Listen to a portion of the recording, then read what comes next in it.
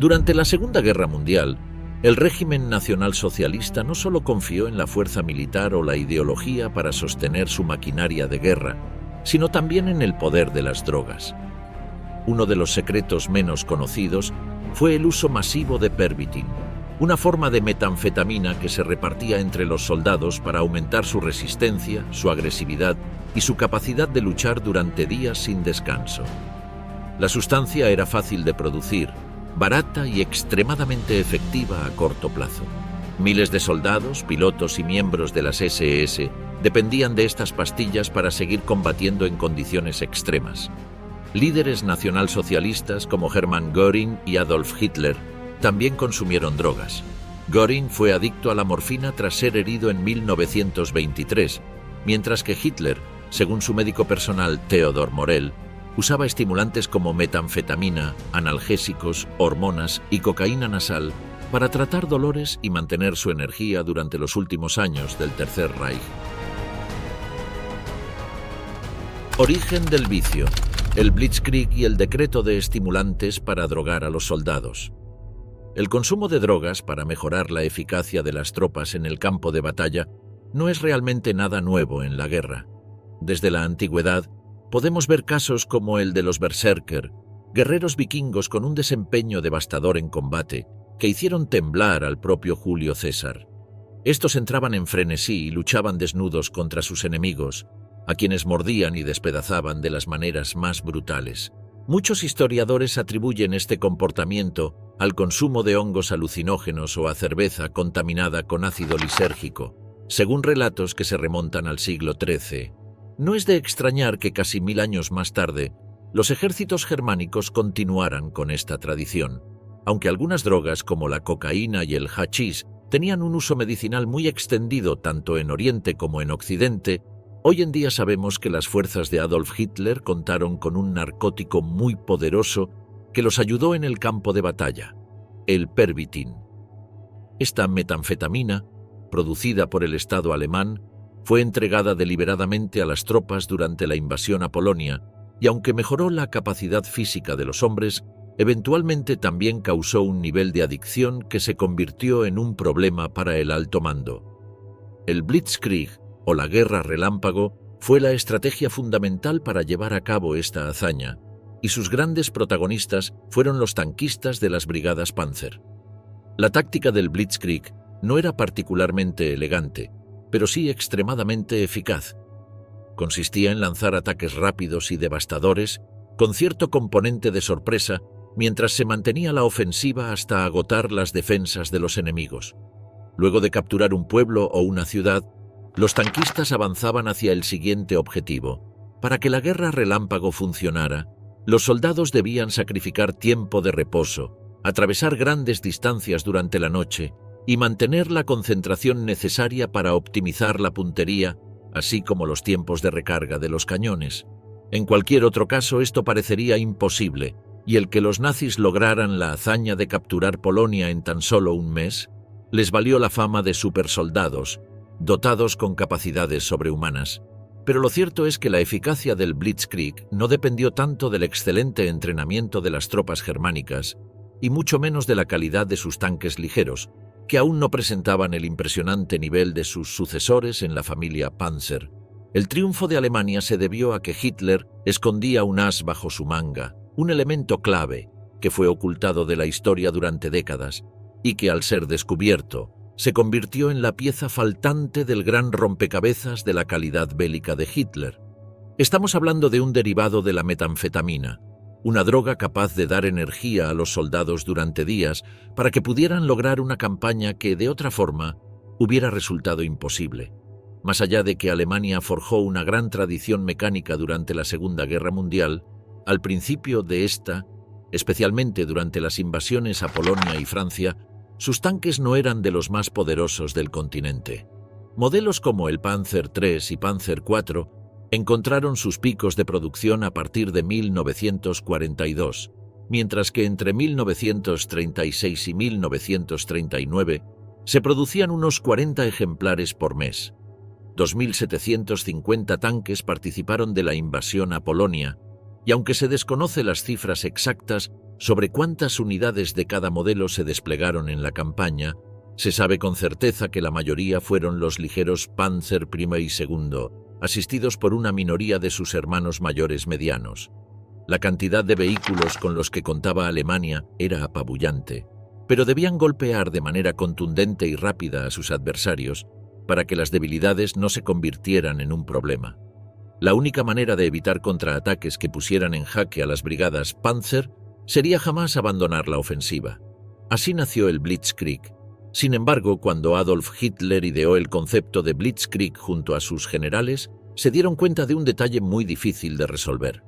Para que la guerra relámpago funcionara, el avance de las tropas debía ser implacable, demoledor y, por sobre todas las cosas, constante. Si los ejércitos se dividían en muchas pequeñas guarniciones o se seleccionaban blancos simultáneos en una sola campaña, la estrategia se volvía susceptible a fallar. Todos estuvieron de acuerdo en que la Wehrmacht no podía disolverse más que en dos frentes contundentes y que la única posibilidad era eliminar los tiempos de descanso de las tropas.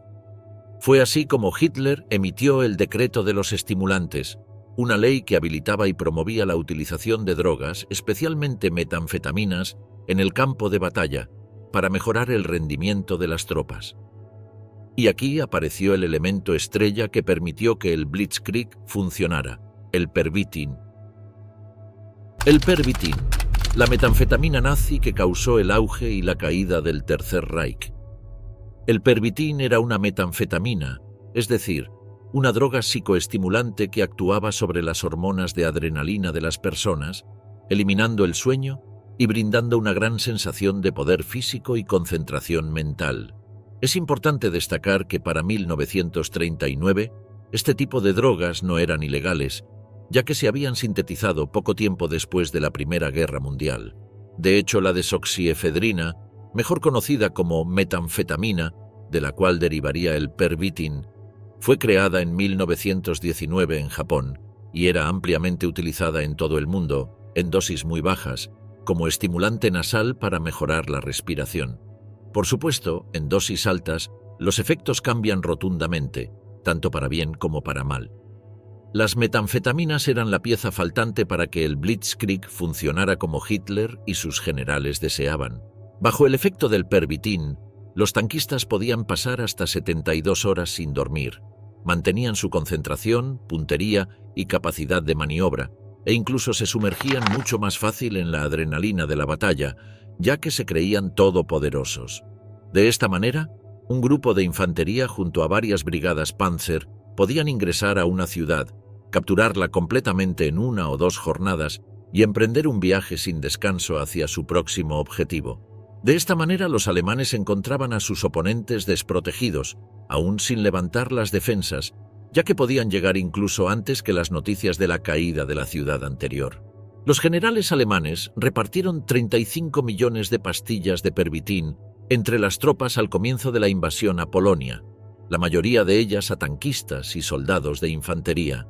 La impresionante eficacia de las fuerzas de Hitler no solo permitieron tomar todo un país en 28 días, sino que lograron impactar a Winston Churchill, quien coordinaba las defensas aliadas en los países del frente occidental.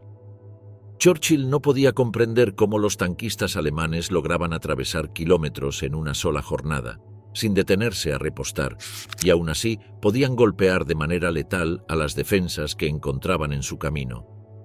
El efecto psicológico de la omnipotencia del Blitzkrieg fue brutal para Europa, que no podía hacer más que observar pasivamente cómo una implacable ola de acero avanzaba hacia el oeste, consumiendo todas las ciudades a su paso. Pero la magia del Pervitin no era eterna, y así como brindaba enormes ventajas, una vez pasaba el efecto adrenalínico, traía enormes consecuencias para la salud tanto física como mental de los soldados. Los hombres caían rendidos y extenuados tras pasar casi una semana empujando a su cuerpo al límite, y debían pasar días reponiéndose como si se tratara de una enfermedad. Por otra parte, la cadena de suministro de la droga debía ser muy eficaz, ya que si fallaba, aquellos que dejaban de recibir su dosis sufrían los intensos síntomas del síndrome de abstinencia.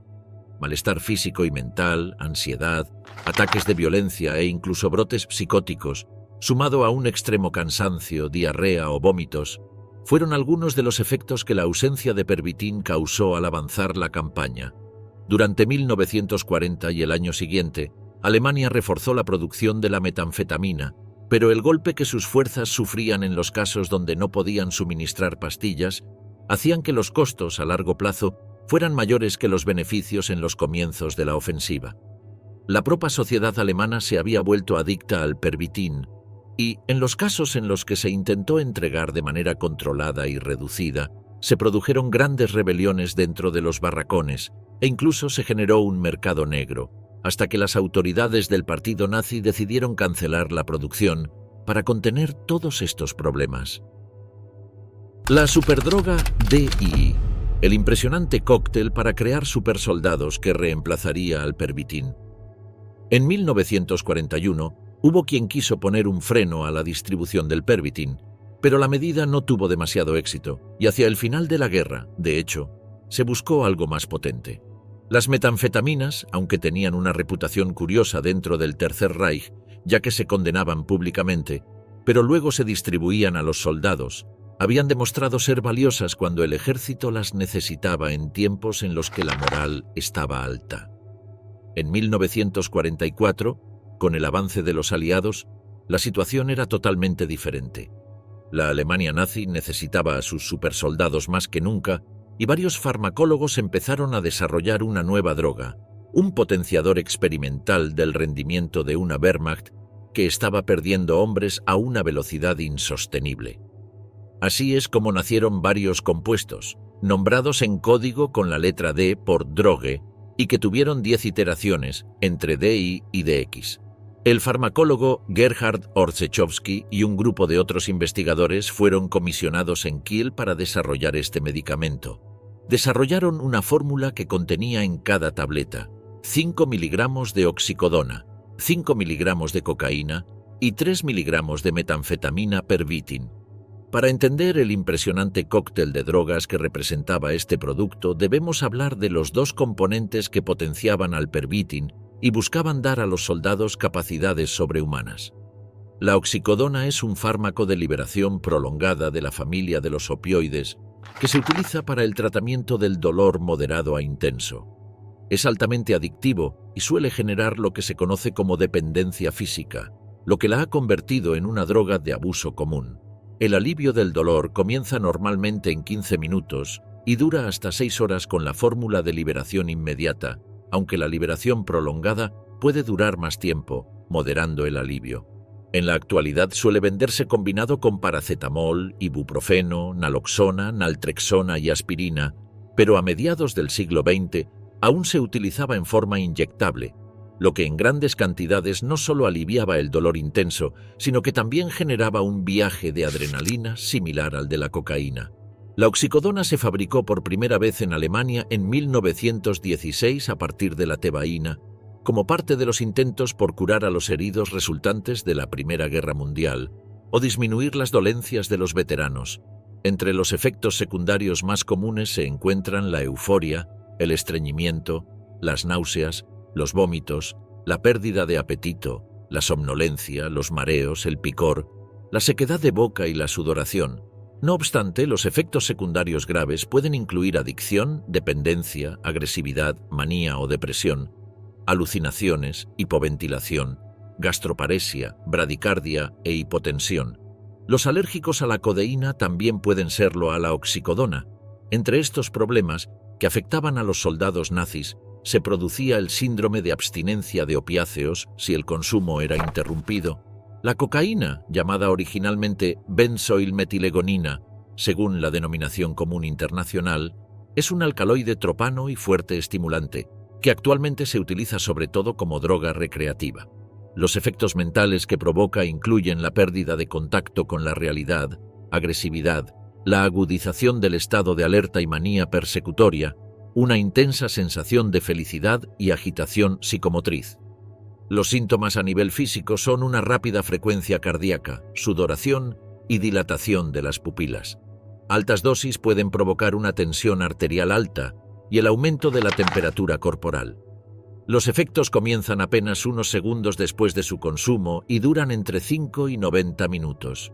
Si bien hoy en día su consumo es ilegal en la mayor parte del mundo, durante los principios del siglo XX era una droga medicinal bastante común, al punto de que en algunos países de Europa se utilizaba como tónico y figuras de la psicología, como Sigmund Freud, la utilizaban como parte de sus tratamientos y antidepresivo.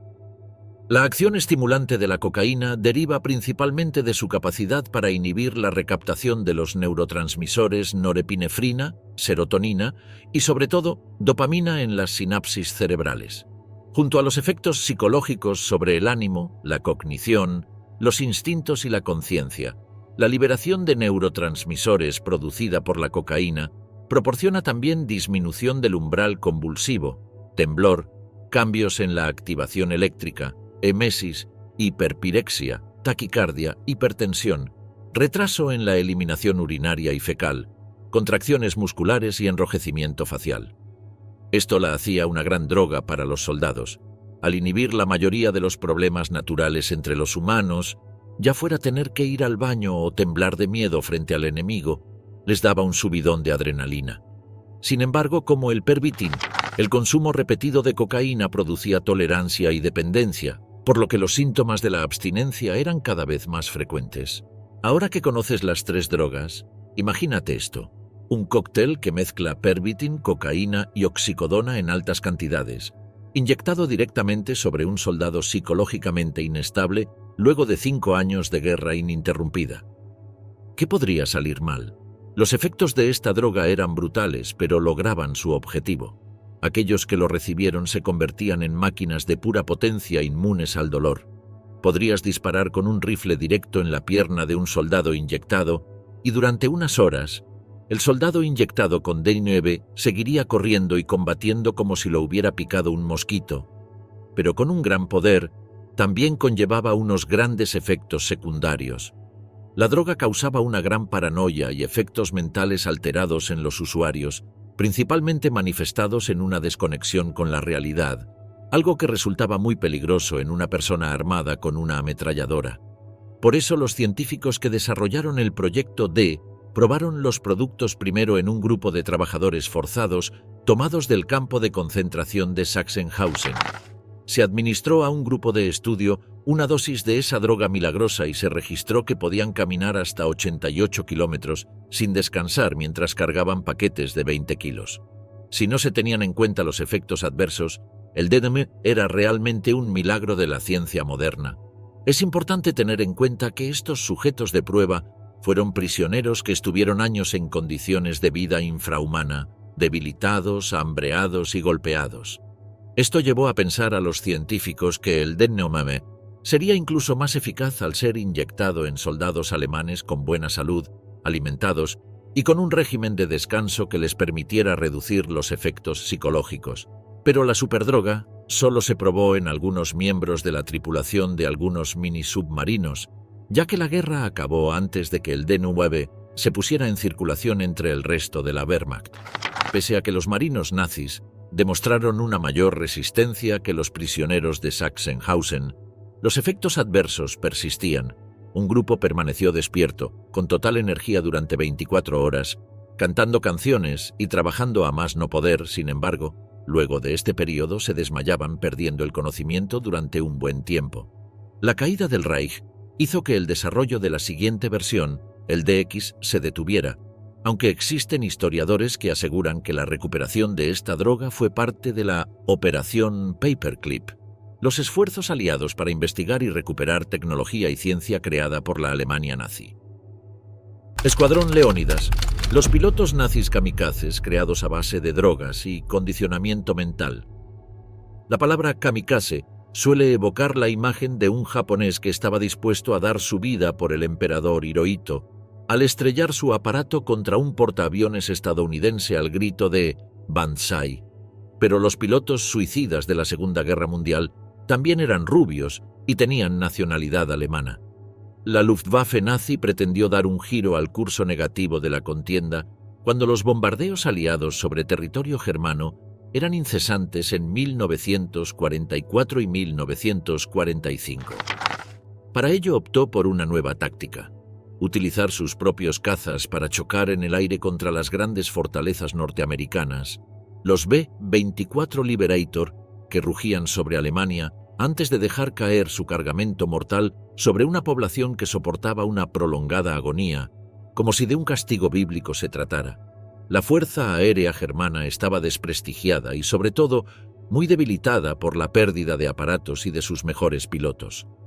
Se precisaba una actuación urgente, y Hermann Göring escuchó una iniciativa audaz del joven coronel Hajo Hermann, que propuso enviar cientos de Messerschmitts M109 para que embistieran en pleno vuelo a los aparatos enemigos. La idea no era nueva porque algún tiempo antes algunos fanáticos nazis como la piloto Hannah Reich y el jefe de comandos de las SS Otto Skorzeny ya habían propuesto imitar a los kamikazes nipones mediante una unidad de hombres sacrificables que trataran de frenar a los bombarderos estadounidenses. Hitler rechazó inicialmente esta medida al considerarla innecesaria y propuso crear planeadores no tripulados, los drones primitivos. Pero, algunos meses después, los kamikazes parecían la única manera de detener la lluvia de fuego, por lo que le dio a Göring su autorización. El 7 de marzo de 1945 se constituyó un grupo especial de combate que fue denominado Sonderkommando Elba, porque su cuartel general estaba ubicado en una zona cercana a este río. Estos hombres serían los encargados de llevar a cabo una misión hasta ese momento insólita en el campo de batalla europeo: utilizar el suicidio como arma. 2000 voluntarios se presentaron para salvar la patria, se integraron inicialmente en la unidad, aunque finalmente solo fueron seleccionados 300. Este número no fue casual. Para darle épica al sacrificio, Göring utilizó el relato de los 300 espartanos que murieron defendiendo Esparta frente a 1.000.000 de persas en las Termópilas. De ahí el nombre de la unidad, el Escuadrón Leónidas. Quedaron confinados en la base aérea de Stendal, en las proximidades de la ciudad de Magdeburgo.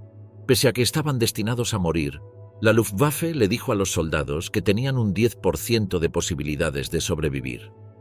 Eran jóvenes de entre 18 a 21 años, optimistas como les obligaba su edad, que no pensaban que iban a morir. Confiaban en tener la oportunidad de saltar segundos antes del impacto.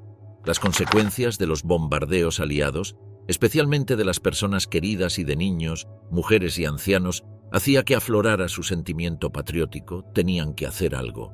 La mayoría de estos pilotos carecía de experiencia de combate, por lo que tuvieron que recibir durante 10 días cursos de instrucción en técnicas de aproximación y embestida en vuelo. Sin embargo, para este entrenamiento no contaban con muchos medios, ni siquiera combustible para realizar un vuelo de prueba o piezas que permitieran revisar el avión antes de volar. No obstante, tampoco precisaban de excesiva formación porque el mecanismo de ataque era muy sencillo. Lo único que se les requería era embestir a los gigantescos bombarderos aliados por su retaguardia, desde la posición de las 6 horas, en terminología de combate aéreo, y destrozar con su hélice de acero la cola del bombardero, para inutilizar el estabilizador vertical y acabar así con su maniobrabilidad. Sin embargo, en la fase teórica se desarrollaron asimismo otros métodos de embestida que aconsejaban chocar contra el ala en la sección más cercana a los motores o atravesar las formaciones enemigas disparando contra todos sus integrantes y finalmente sobrepasar a los B-24 para girar luego bruscamente y estrellarse de forma violenta contra la cabina del aparato líder, actuando como arietes que cortaran las alas y la estructura de acero y aluminio de los aparatos aliados. En estas opciones, los pilotos tenían que ser muy precisos porque solo contaban con una fracción de segundo para acertar el objetivo. Se descartaron al considerarlas complicadas.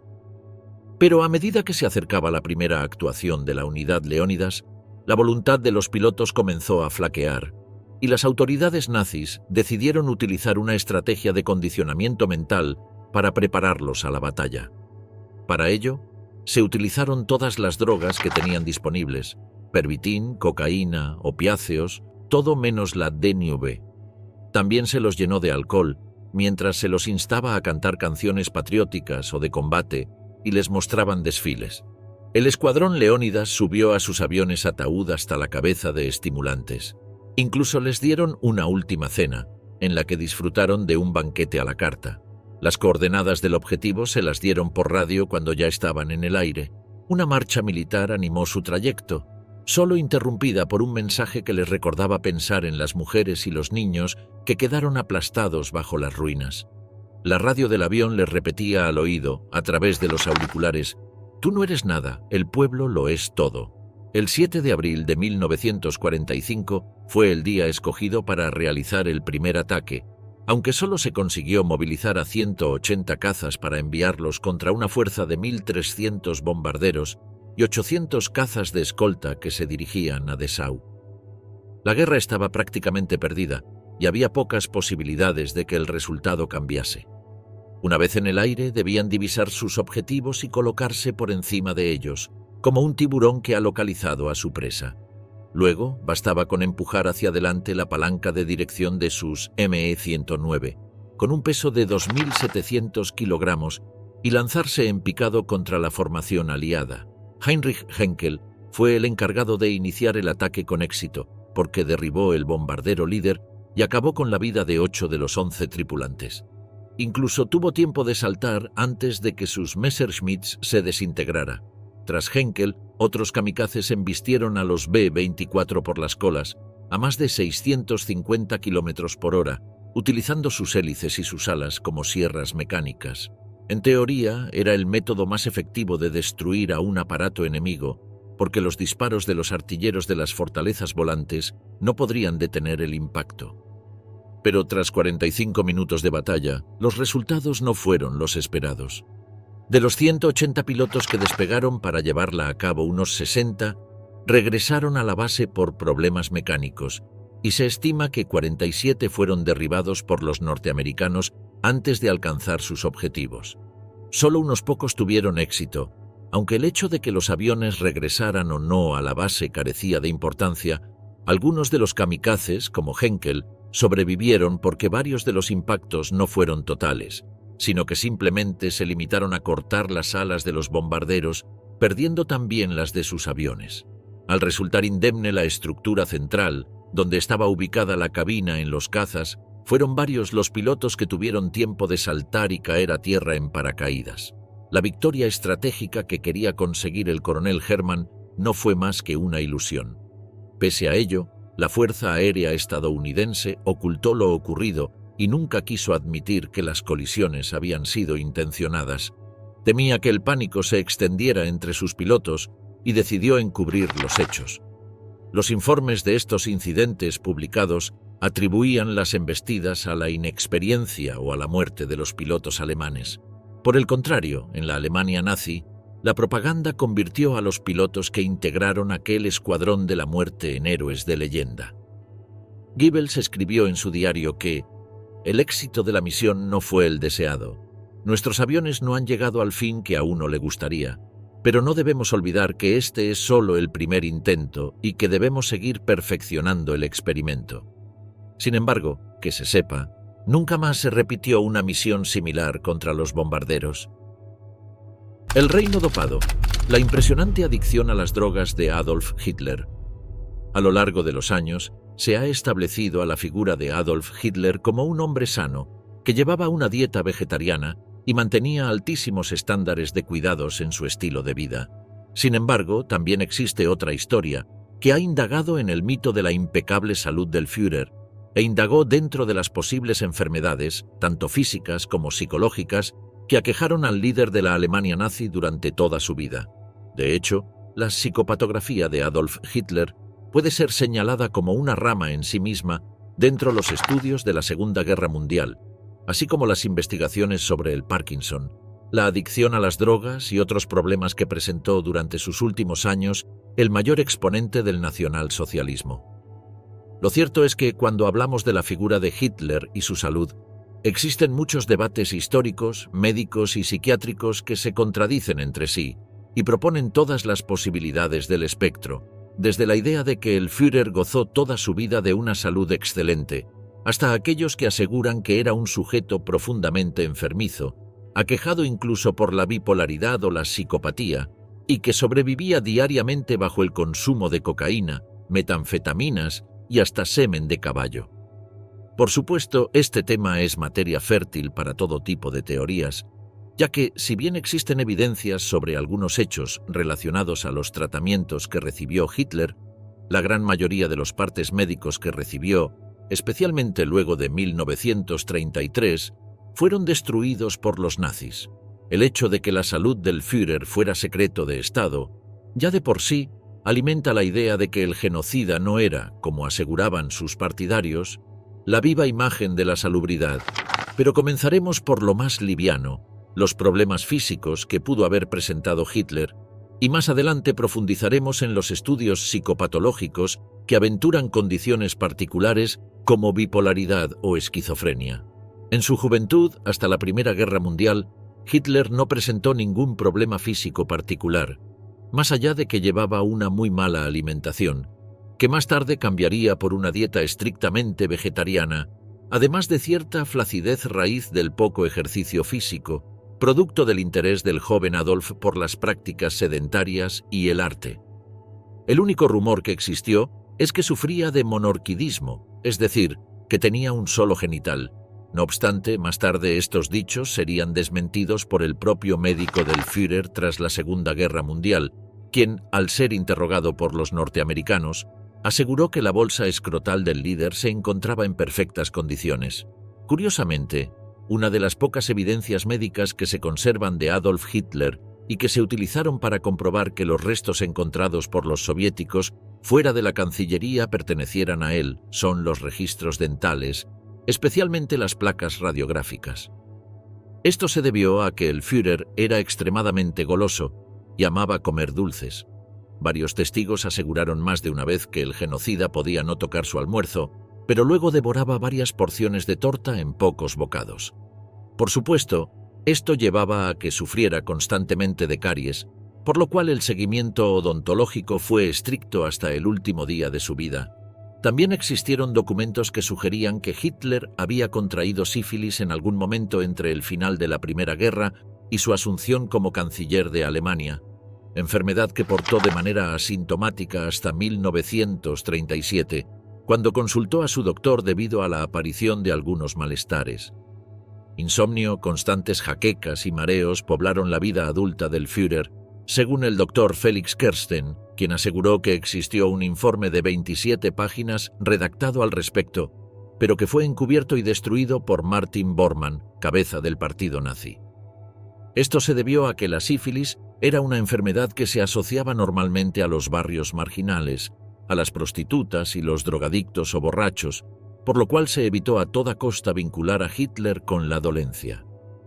Aunque es imposible confirmar o desmentir la existencia de sífilis, lo cierto es que el Führer sí tuvo un estrecho vínculo con las drogas. De la única que existen pruebas fue la llamada Pervitin, una metanfetamina ampliamente consumida en Alemania y producida por el propio Estado, que la repartía entre los soldados y los oficiales nazis. En aquel momento, por supuesto, las metanfetaminas no eran ilegales, se habían descubierto hacía poco tiempo, y se las tomaba como tónicos para fortalecer el cuerpo y mitigar el dolor, aunque se volvían extremadamente adictivas debido a que generan una gran dependencia química en el cuerpo. Otra figura controversial en la vida de Hitler fue el doctor Theodor Morell, el médico personal que trató al Führer hasta el día de su suicidio. Hermann Göring, líder de la Luftwaffe, llamaba a Morell el canciller aguja, ya que creía que el doctor tenía una particular afición por recetar drogas, vitaminas e inyecciones en una cantidad desmedida. Existen rumores de que Morell inyectaba semen de toro a Adolf Hitler, con el objetivo de eliminar la fatiga del cuerpo del Führer. El médico se hizo famoso rápidamente en toda Alemania debido a sus tratamientos alternativos, además de que promocionaba la cocaína como paliativo para los malestares más comunes. Pese a que Hitler recomendaba a su médico personal a toda la cúpula del partido nazi, nadie quería atenderse con Morell debido a su fama, además de su poca higiene personal. Sin embargo, existe un gran debate sobre si fueron los tratamientos de Morell o una cuestión neuronal, lo que llevaron a que la salud de Hitler empeorara drásticamente a partir de 1944, época de la que aún se conservan videos en los que el Führer muestra un principio de Parkinson. Lo cierto es que la salud mental del genocida es un tópico de estudio en sí misma y ha generado cientos de papers psiquiátricos desde 1945 hasta la actualidad. Muchos profesionales han asegurado que, desde joven, Hitler sufrió enfermedades mentales. Algunos propusieron aquellos que generan un trastorno de la personalidad, como la bipolaridad, la esquizofrenia o la histeria. Estas hipótesis nacen de que el líder nazi era dueño, por momentos, de una tremenda energía, cargada de violencia, por ejemplo cuando daba sus discursos, mientras que, por otro lado, en el trato interpersonal o con sus seres queridos, se mostraba como un humano muy tranquilo, agradable y hasta dulce. Los detractores de estas teorías plantean que la actuación de Hitler fue un aprendizaje que tomó del dictador Benito Mussolini, quien, durante sus declaraciones públicas, se presentaba casi como un actor de ópera, que gritaba a todo pulmón y gesticulaba con todo el cuerpo. De hecho, existen fotografías documentales que han registrado a Hitler frente a un espejo, ensayando los gestos que haría durante sus discursos con pruebas de iluminación y vestuario. Algunos filósofos han señalado también que Hitler no estaba loco, sino que realizó el mal con la razón. Es decir, que, siendo una persona con una salud mental como la de cualquiera, simplemente eligió el camino de la crueldad. Lo que es innegable es que Hitler sí sufría megalomanía, la cual se define como un trastorno de la personalidad, caracterizado porque la persona tiene ideas de grandeza, de manera que puede mentir, manipular o exagerar algunas situaciones o a las personas a fin de conseguir sus objetivos. Esto no solo decantaba de cómo el Führer hablaba, o de que llamaba a su gobierno el Tercer Reino, o que construyó faraónicas armas del tamaño de edificios de 4 pisos, sino que sus proyectos de reconstruir Berlín a la imagen y semejanza de la Roma de Julio César, con su palacio como centro de la ciudad, demostraron que se veía a sí mismo no solo como un líder, sino como una figura cercana a un dios. El vicio de la mano derecha de Hitler, la terrible adicción a la morfina de Hermann Göring. En 1945, mientras los restos de la Alemania nazi se derrumbaban en los últimos días de la Segunda Guerra Mundial en Europa, Hermann Göring se rindió a las fuerzas aliadas. La mano derecha de Hitler, un hombre que había ostentado un poder casi ilimitado durante los últimos 12 años, cargaba consigo 49 maletas repletas de obras de arte y tesoros saqueados. Entre las posesiones de Göring se encontraban 2 maletas con más de 20.000 pastillas de paracodina, un antihistamínico derivado del opio con efectos analgésicos. Göring tenía un conocido historial de adicción debilitante a la morfina que lo había obligado a un internamiento involuntario varias décadas antes. Esto, combinado con el rechazo de otros nazis a él por ser esclavo de su adicción, ha hecho que sea fácil tanto para sus contemporáneos como para los historiadores minimizar a Göring como un drogadicto. Nacido en el Imperio Alemán en 1893, el primer recuerdo de Göring fue golpear a su madre en la cara con ambos puños cuando ella vino a abrazarlo después de una ausencia prolongada, a la edad de 3 años. Décadas más tarde, todavía se reía del recuerdo cuando le contó la historia al doctor G.M. Gilbert, su psicólogo asignado en la prisión durante los juicios de Nuremberg. Este embriagador cóctel de agresividad natural y exuberancia lo definiría por el resto de su vida, particularmente porque desarrolló una pasión por las cosas militares y belicosas desde una edad muy temprana. Como adolescente desarrolló una vida de fantasía rica y vívida, que a veces desdibujaba las distinciones entre la realidad y la fantasía. A menudo tenía visiones extremadamente poderosas de castillos que cobraban vida con personajes medievales, de carros romanos atravesando los paisajes, y tal vez a partir de esto desarrolló una especie de insensibilidad al peligro. En 2 ocasiones distintas, durante su adolescencia, estuvo a punto de morir. Una vez debido a una avalancha inminente y otra debido a una caída de agua en un bote de remos, pero él nunca les dio importante. Göring no creía que pudiera ocurrirle daño alguno, como si estuviera protegido sobrenaturalmente de la muerte. Al estallar la Primera Guerra Mundial en 1914, fue enviado al frente occidental como teniente en un regimiento de infantería. Ávido de gloria, se convirtió en piloto, primero en un avión de reconocimiento, convirtiéndose en el primer aviador alemán en llevar una ametralladora en un avión, y luego en piloto de combate en octubre de 1915. Era un piloto talentoso, virtuoso y arriesgado, lo que le permitió derribar otros 28 aviones durante la guerra, aunque recibió una herida grave en la cadera en un enfrentamiento que dejó 60 agujeros de bala en su avión y lo obligó a estar fuera de servicio durante casi un año entero. Regresó a la acción tan pronto como pudo. En 1918 se le otorgó la Pour le Mérite, el máximo galardón militar que podía otorgar el Imperio alemán, no por alguna acción única de valentía excepcional, sino por un coraje continuo en acción. Poco después, fue puesto al mando del escuadrón personal de Manfred von Richthofen, el legendario Barón Rojo, después de que el famoso as alemán muriera en combate. La Primera Guerra Mundial le había dado a Göring el mayor prestigio que su nación podía otorgar a un oficial militar, y quizás por eso reaccionó tan violentamente a su final. Cuando se enteró del armisticio del 11 de noviembre de 1918, ordenó furioso a su escuadrón que realizara un aterrizaje forzoso de tantos aviones como fuera posible para evitar que cayeran en manos de la Triple Entente y prometió oscuramente a sus compañeros oficiales: «Nuestro momento volverá».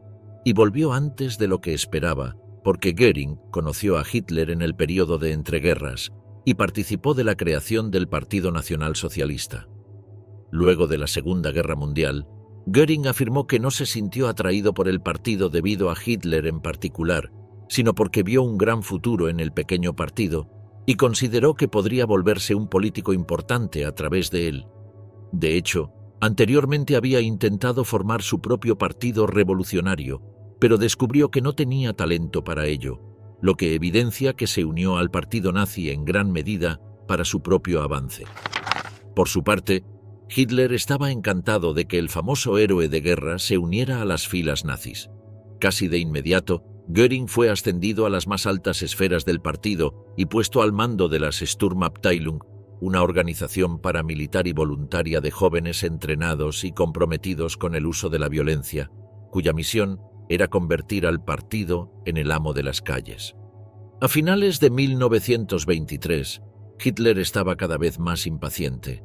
Seguro de que el gobierno bávaro local era débil y vulnerable, el partido nazi intentó un golpe de estado rápido, descuidado y melodramático en la cervecería Burgerbräu Keller de Múnich. Con Göring, el resto del liderazgo nazi y 3.000 soldados de asalto de las SA, Hitler marchó hacia el Ministerio de Guerra de Múnich el 8 de noviembre de 1923.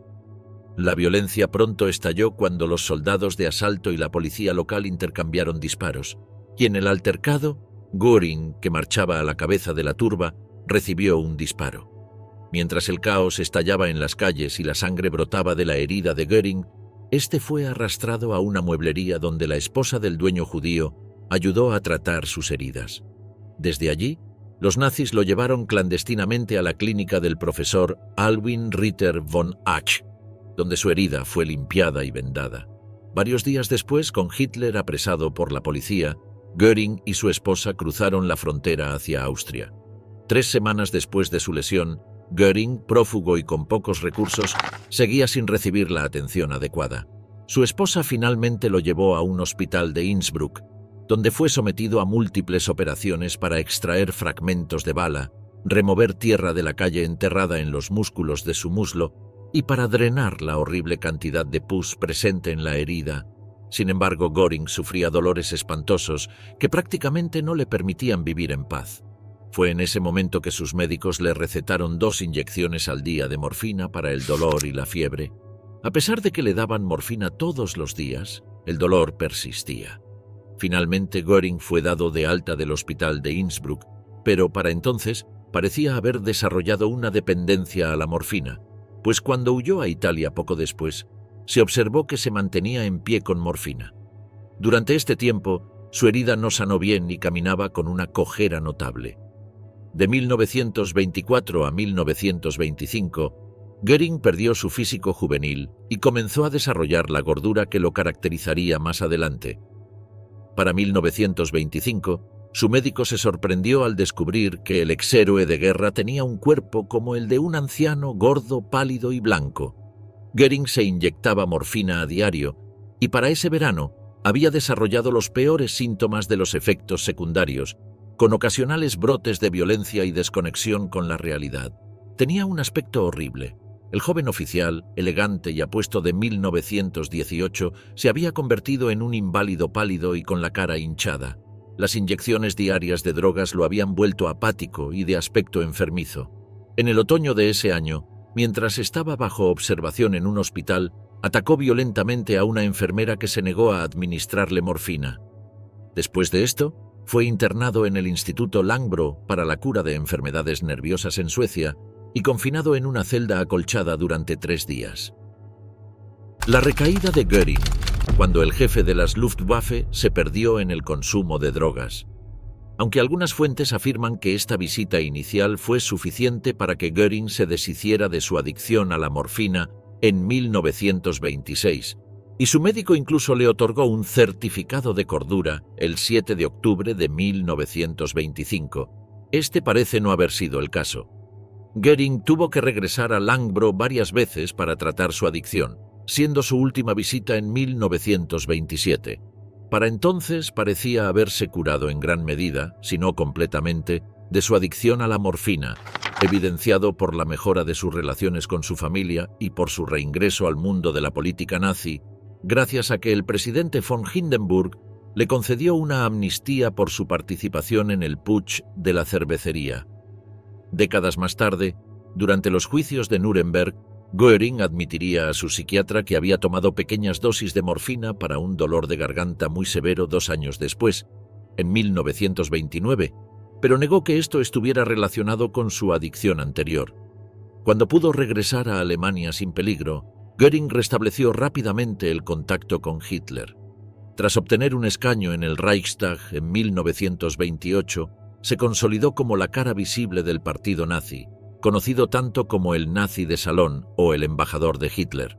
Al año siguiente, mientras el poder político del partido nazi crecía exponencialmente, Göring fue elegido presidente del Reichstag, un increíble triunfo para el hombre, que solo 7 años antes había estado confinado a una camisa de fuerza.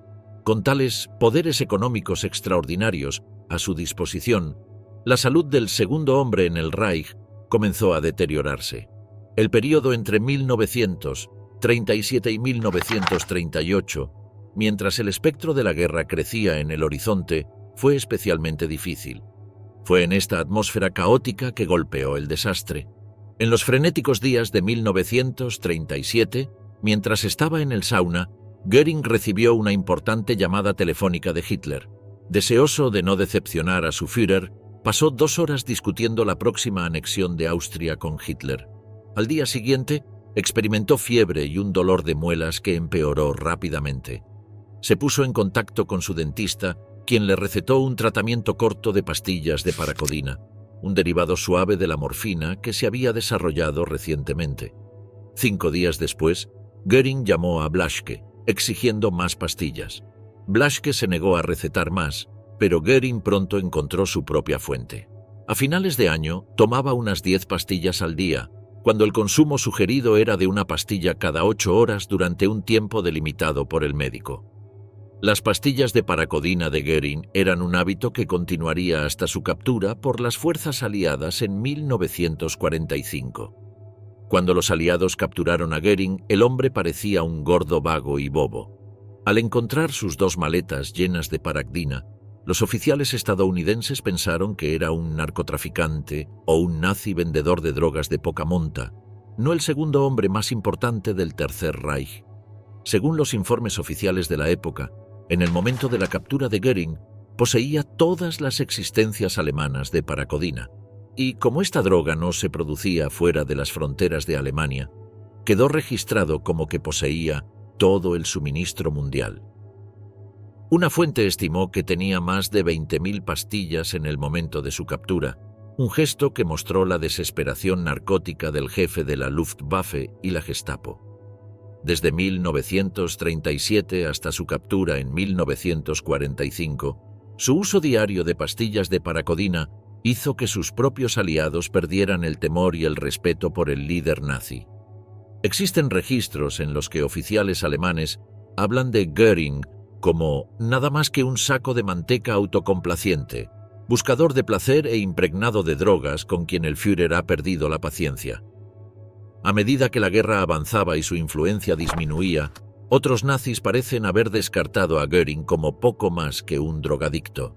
Durante los juicios de Nuremberg, un comandante de las SS declaró que la adicción a las drogas y la corrupción de Göring lo hicieron descartar a la mano derecha de Hitler como cualquier tipo de influencia moderadora en el comportamiento cada vez más errático del Führer, mientras que uno de los ayudantes de Joseph Goebbels afirmó que el doctor Theodor Morell, el médico personal de Hitler, había dicho que Göring se estaba volviendo cada vez más esclavo de su adicción. Aún así, estamos hablando de una mente brillante, que supo impartir la crueldad con una sed sanguinaria, más allá de tener un hábito por consumir opiáceos.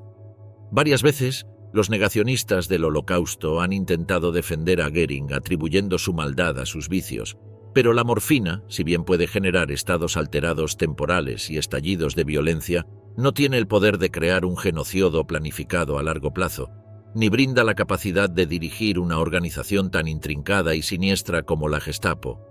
Göring fue un monstruo más allá de su vicio por los opiáceos, y ninguna de sus siniestras acciones se puede asociar más que a su morboso y macabro ingenio. Theodor Morell, o el canciller Agujas, el médico personal de Hitler que lo mantenía drogado. Pese a los horripilantes actos cometidos por los miembros más importantes del partido nazi a mediados del siglo XX, existen algunos personajes que han sido cuestionados incluso por siniestros hombres como Hermann Göring y Heinrich Himmler. Uno de ellos, quizás el más extravagante, fue Theodor Morell, mejor conocido como el canciller Agujas, quien ofició como médico personal del mismísimo Adolf Hitler desde 1936 hasta 1945. Pero lo más interesante sobre este curioso doctor no era el hecho de que todo el círculo íntimo de Hitler lo odiara o evitara, a pesar de que el Führer creía cada una de sus palabras, sino que, como su médico personal, mantuvo al líder nazi drogado hasta el día de su muerte. Mucho se ha hablado sobre la adicción del Führer a los narcóticos, pero pocas veces se menciona el rol fundamental que tuvo Morell en que Hitler transitara los últimos años de su vida sostenido por metanfetaminas, cocaína y otros estupefacientes. Un día, Adolf Hitler se encontraba almorzando con su círculo íntimo cuando Albert Speer, su ministro de Armamento y Producción de Guerra, le comentó que hacía tiempo que sufría un malestar de salud. El Führer no dudó ni un segundo y le recomendó a Speer que visitara a su médico personal, un tal Morell. Confiando en las palabras del hombre más importante de Alemania, el ministro no dudó en visitar a Morell. En su biografía, luego diría sobre este encuentro: en 1936, cuando mi circulación y mi estómago se rebelaron, llamé a la oficina privada de Morell. Después de un examen superficial, Morell me prescribió bacterias intestinales, dextrosa, vitaminas y tabletas hormonales. Por seguridad, pedí ser examinado por el profesor von Bergmann, el especialista en medicina interna de la Universidad de Berlín. Concluyó que no estaba sufriendo de ningún problema en ningún órgano y que solamente sufría de síntomas nerviosos causados por el exceso de trabajo. Tras disminuir el ritmo de trabajo lo más que pude y los síntomas desaparecieron, para no ofender a Hitler, fingí estar siguiendo las instrucciones de Morell. Este sería uno de los primeros amigos del Führer en considerar que su médico personal era un peligro andante. Otros nazis como Göring o Himmler también pasaron por el consultorio de Morell, del cual salieron para no regresar jamás. La propia Eva Braun, ya cerca del final del nazismo, sentenció que no quería volver a ver al médico debido a su poca higiene personal, ya que su despacho parecía un basurero. Algunos, tras el final de la Segunda Guerra, fueron más lejos e incluso llegaron a afirmar que Morell utilizó a Hitler como conejillo de Indias para sus experimentos personales. ¿Pero quién era este misterioso personaje? Theodor Morell nació en 1886 y estudió medicina en las ciudades francesas de Grenoble y París. Más tarde, en 1910, se especializó en obstetricia y ginecología en Múnich. Sirvió como médico en el frente de batalla durante la Primera Guerra Mundial, para luego asentarse en Berlín, donde practicó por su cuenta y logró cierta influencia. Como profesional, Morell fue reconocido por figuras como el Shah de Persia o el rey de Rumania, dos monarcas que desearon que el hombre se convirtiera en su médico personal, pero los planes del médico eran otros y prefirió permanecer en su país. Poco se sabe de la vida de Morell en los años de entreguerra, pero él mismo aseguró que estudió biología con el ganador del premio Nobel Ilya Mechnikov, además de que impartió clases en las universidades más prestigiosas de Alemania. Aunque Morell se llamaba a sí mismo profesor, nada de esto fue confirmado jamás. En 1933, Morell se unió al partido nazi, más por necesidad que por deseo, pese a que más tarde se mostraría como un gran admirador de Hitler. Para esta época todos sus clientes eran judíos. La llegada al poder del Führer dejó prácticamente sin trabajo al médico, quien debió refugiarse en el nacionalsocialismo para recuperar sus ingresos. Realmente, fue la mejor decisión que pudo tomar. En muy poco tiempo, se convirtió en uno de los doctores más respetados de Berlín, y en 1936 trató a Heinrich Hoffmann, el fotógrafo personal de Hitler. Luego de curarlo de su gonorrea, Morell se ganó el favor del artista, quien sin dudar presentó al médico a Adolf Hitler, quien necesitaba la ayuda de un profesional. En esa época, el Führer padecía un mal cutáneo e intestinal de origen desconocido que no podía curar. Morell le dijo a Hitler que podía aliviar su patología en menos de un año, y luego de que el líder nazi accediera al tratamiento, le suministró altas dosis de vitamina E y una bacteria E. coli llamada Mutaflor. Para la suerte de Morell, el Führer se recuperó rápidamente. Hitler quedó fascinado con el doctor y al poco tiempo de haberlo conocido, lo integró a su círculo íntimo, además de nombrarlo su doctor médico personal. De esta historia también se desprenden las sospechas de que Hitler tenía sífilis, una enfermedad asociada con los judíos en la época. Lo cierto es que esto nunca fue comprobado, y se trata más de una hipótesis creada por historiadores que un hecho certificado con documentos. Lo que sí se sabe sobre este vínculo entre Morell y Hitler, ya que fue atestiguado por distintos integrantes del círculo del Führer, es que el médico sobrecargaba de químicos al dictador alemán, desde inocentes vitaminas, pasando por drogas como los barbitúricos, la cocaína en forma de gotas para los ojos, las metanfetaminas como el Pervitin, hasta sustancias muy específicas como bromuro de potasio, bacterias y calmantes para animales. Morell inyectó a Hitler con todo lo que tuvo a disposición.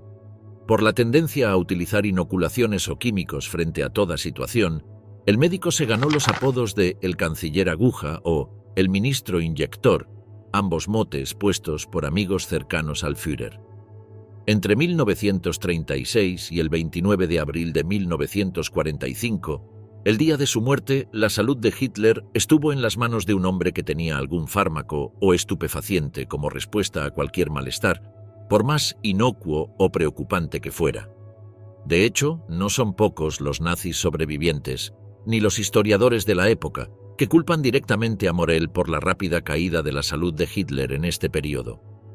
Por supuesto, el Führer, en la mayoría de los casos, no sabía qué químicos le estaba suministrando su médico, sino que estos se conocieron muchos años más tarde, al encontrarse el historial médico que Morell guardaba celosamente.